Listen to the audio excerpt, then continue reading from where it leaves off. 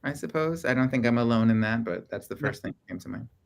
that's So good. buy my book right now so I don't fail, damn it. Who makes you laugh the most? Oh, I think my closest friends, like my friend Ryan and I, because when you have that shorthand with your friends, it's the stupidest things. If I repeated any of the things that make us laugh, everyone would look at me funny. But when you're with your friends and you can just like say one word and you both like lose your shit, those are the best laughs, I think.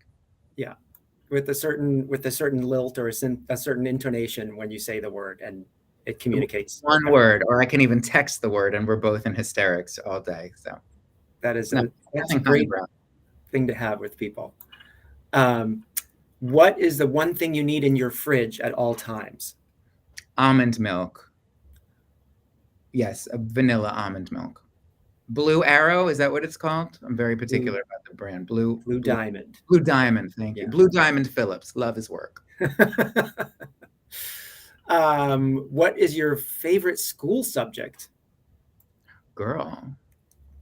I mean, I guess it was drama. But as you'll read in the book, I stopped going to class after a while. Like senior year, I just didn't show up to any because I was stuck in the drama room all day long. I liked reading about what sense of community you found with when you got into the drama club at school, and it Absolutely. Oh yeah, it changed my life. It changed my life. And before that, I talk about my summer camp experiences where I met my friend Josh Gad, who then went on to kind of be a big freaking movie star. But we went to summer camp in Hollywood, Florida together. And that's where I met my real core group of friends. favorite school subject. Who is the most interesting person you met recently, besides me? I was going to say John Carlin. Who was the most interesting? Shit, there's such a good answer. I know, but I can't think of it. There was a fabulous woman from the New York Times yesterday taking my picture, and she was a character. So let's say her. Okay, I can't wait to see those photos. Yes, that's coming out this week too. Look for my New York Times profile. That's right. What is your middle name? Stewart. Stewart. And there's a picture even of my birth certificate in the book for all the birthers out there who don't believe that Randy Rainbow is my real name. And there it is, Randy Stewart Rainbow. My mother said she gave me sort of a normal non-R name. So if I became an accountant, was her reasoning, then Stewart Rainbow. Although Stewart Rainbow, that doesn't help me very much. She thought at least it would sound a little less like a cartoon character than Randy Rainbow. I remember there's a doo-wop group on Long Island called Randy and the Rainbows. Were they Long Island based? I think they were like in Maspeth, so like just on the border of Queens and Long Island. Oh, I didn't know. That's funny. But yeah, of course I've heard about them my whole life, Randy and the Rainbows. Yeah. What is your biggest pet peeve? Oh, we don't have enough time. There's really just too many. I don't know. I'm sure it's, lately it's a lot of, well, whatever. I just anybody thinking differently from me or doing anything that I don't want them to do. Everyone should just listen to me and do things the way I do them. Fair enough. This is why I'm single, John. There's a reason. But you know who you are. That's important.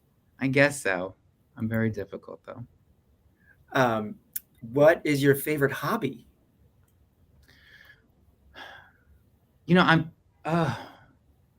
My work has become my hobby because I love musical theater and performing and playing and editing. All that stuff is my hobby. It's fun. But now because I travel so much and I'm on the road all the time, my favorite thing to do is have a week off and just go bar hopping down in Hell's Kitchen with my friends. That to me is heaven. That is a fun time. I heard you talk recently about collecting vinyl too, which I think I do. Thank you. Yes, I do. I'm on eBay all day long now, trying to win auctions for like Broadway cast albums and stuff. And I got a really sweet setup with my Bluetooth and my Sonos, and I love my vinyl now. Yeah. It's nice because it's your own thing. And in a time when we're so connected and you can't get away from the connectivity, it's not, it's when you stream something, it's you're still connected to the internet, and it doesn't feel as intimate as it does to take out your own piece of vinyl and place it on your turntable, and it's yours and nobody else is connected to it. There's something very therapeutic about that these days, especially. Yeah, I agree. It's just you and the turntable and the speakers, and that's it. I love it. Is there a recent find that you got that you're really excited about that you got on eBay? What did I get? Well, the most recent thing that came was they just put out the Ragtime original Broadway cast in a 3 vinyl collection, and I ordered it like a year ago, and it just finally came out, and it just came. So that's been my latest obsession. One of the best Broadway cast albums ever in the history of life. Excellent. What is your guilty pleasure?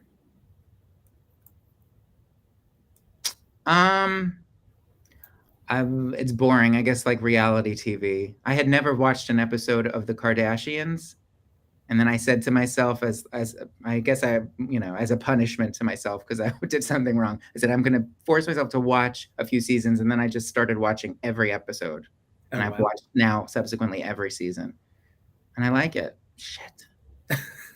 That's okay. So do a lot of people. I know. Do you have any hidden talents?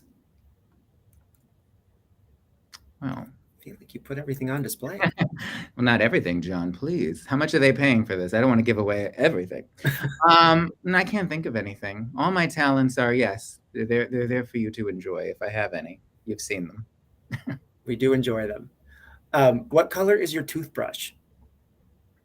I change toothbrushes frequently. So right now I think it's blue. That's very personal. You shouldn't have let me, as my publicist, you shouldn't have let me answer that question. That was an overshare. Sorry. Please. Just want to have a personal life. It's too revealing. What is your pet's name? We already know. What is your favorite word? My favorite word? Oh my God. Who's that? James Lipton? I know.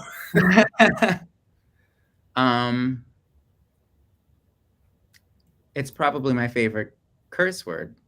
Can I say it? I've cursed on this, right? Yeah. Fuck. I love it. Though, no, I already asked you this. The last album you bought or streamed. There you go. What was the last gift you gave? I just gave my mother, if you read my book, chapter 2 talks about, and they showed on the CBS profile, I talk about this backyard production of Snow White that I did. And I do it to sort of illustrate, among other things, how supportive my mother has always been. And she, made me a Snow White costume.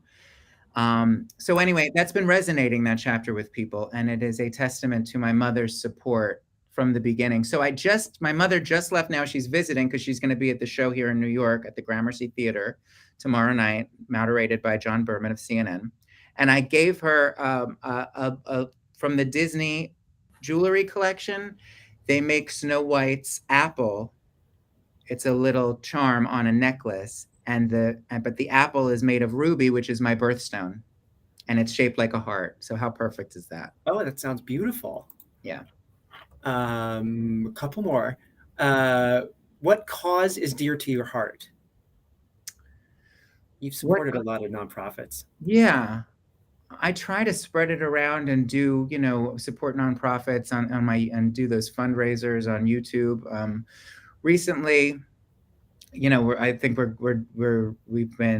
we have these shirts, the gay shirts that are going to, oh God, I forgot the name. What is it? The Florida, something gay in Florida. Justice, Florida. Something like Justice, Florida, Action, Florida. I don't know. We're giving to the gays in Florida. But, a lot of gay stuff, Trevor Project, Trans Lifeline, things like that. Excellent. All wonderful, worthy causes, and definitely in need of support. Last question. Where do you want to go that you've never been? I do actually want to go to the UK. I would love to go to London. I've never been before. So hopefully I'll come on tour. And I'll have to bring my mother. She insists. If I go to London, I have to take my mother. I think the people in London would love to see your mother too. I think so. I hope so. Well, Randy, this has been so much fun, and I'm thrilled to be here with you and to hear you talking more about the book. Again, everybody can order autographed copies at premiercollectibles.com/rainbow at the link right down the bottom of the screen. And we would love to thank you all for being here. Thanks for all the great questions, and really excited for Randy's book launch on sale tomorrow.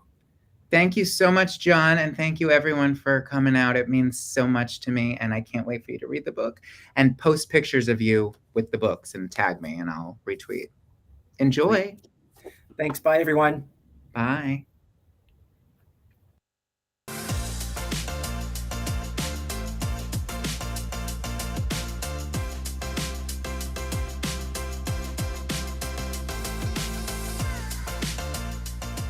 Hey, this is John Acuff, New York Times best-selling author of 7 books and someone who's done a live signing. If you like the one you just watched, make sure you check out our YouTube channel. It's full of amazing authors having great conversations and signing books for viewers just like you. So make sure you subscribe, and thanks for watching today.